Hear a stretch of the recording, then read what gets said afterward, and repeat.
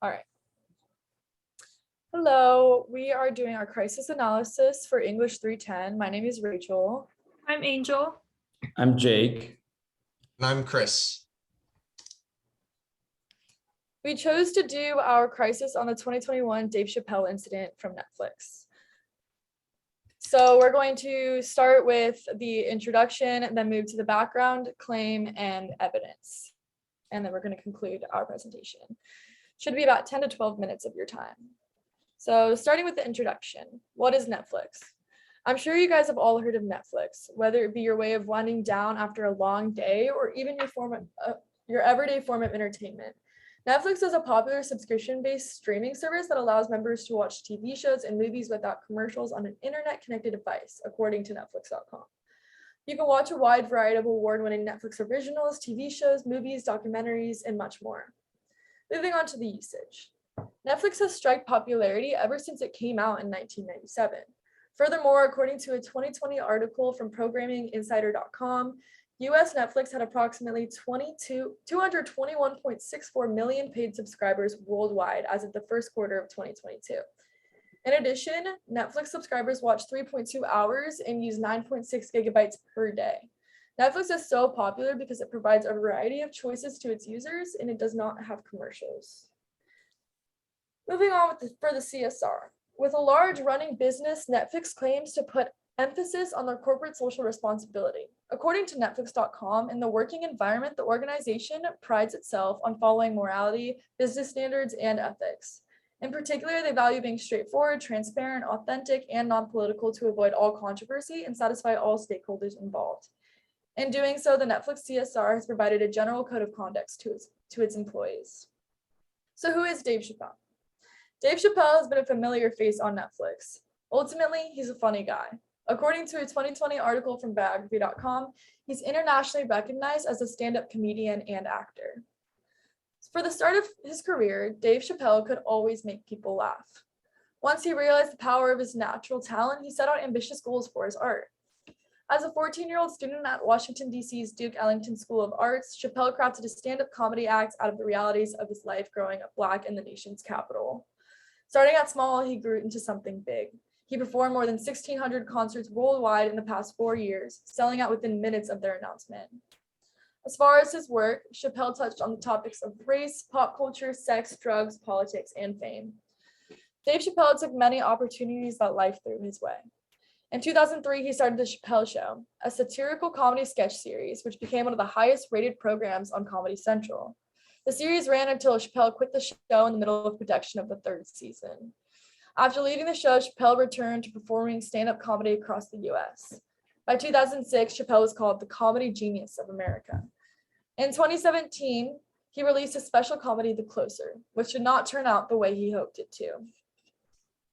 Now, here is a little snippet from The Closer that we are focusing our CSR project on. Just a warning, there are transphobic comments in this snippet.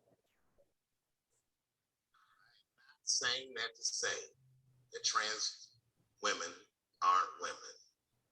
I'm just saying that those pussies that they got, you know what I mean? I'm not saying it's not pussy, but that's like beyond pussy or impossible pussy. It's like pussy, that's not quite what it is. So yeah, that's a little inappropriate, but moving forward.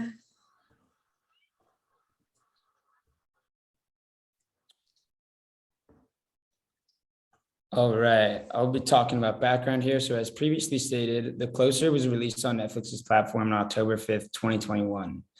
In the comedy special, Chappelle mockingly refers to transgender people and sides with Harry Potter author J.K. Rowling by identifying as Team TERF, which stands for Trans Exclusionary Radical Feminists.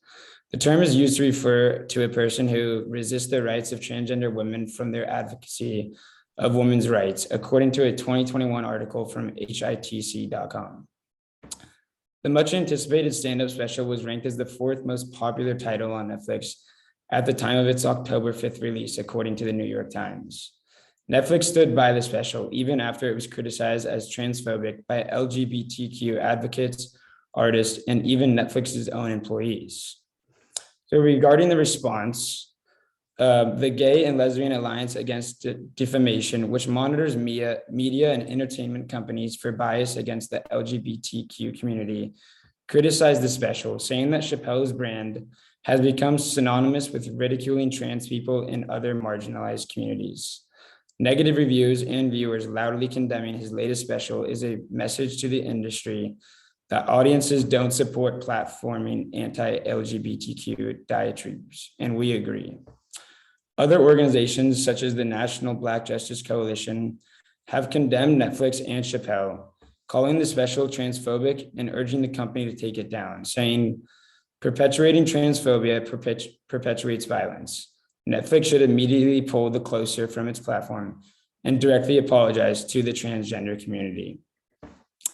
Lastly, regarding Netflix's response, the executive Ted Sarandos cited creative freedom as one reason the company intended to keep the show online. Pressure to remove the special from Netflix mounted both from inside and outside of the company over Chappelle's jokes about the transgender community. However, as we know, it was never actually taken down. Sarandos wrote that although some people may find stand-up comedy to be mean-spirited, our members enjoy it and it's an important part of our content offering. This shows how Sarandos was committed to keeping the Closer on Netflix, as it provided entertainment for many of their viewers. Then, according to Andrew Chow from The Times, Tara Field, a trans Netflix engineer, wrote on Twitter that Chappelle's special attacks the trans community and the validity of transness. Then, when she and two other employees attended a virtual meeting for top executives that they were not invited to, they were subsequently suspended by Netflix. The critical question is, did Netflix and Sarandos handle this situation correctly? Based on our research, we found that Netflix was not successful in its efforts to manage this crisis. Good communication is a huge part of crisis management, and there were many aspects of communication that went wrong in this crisis. Netflix CEO Ted Sarandos acknowledged that he screwed up internal communication and admitted that he should have led with a lot more humanity. Essentially, there was clumsy internal communication that went public.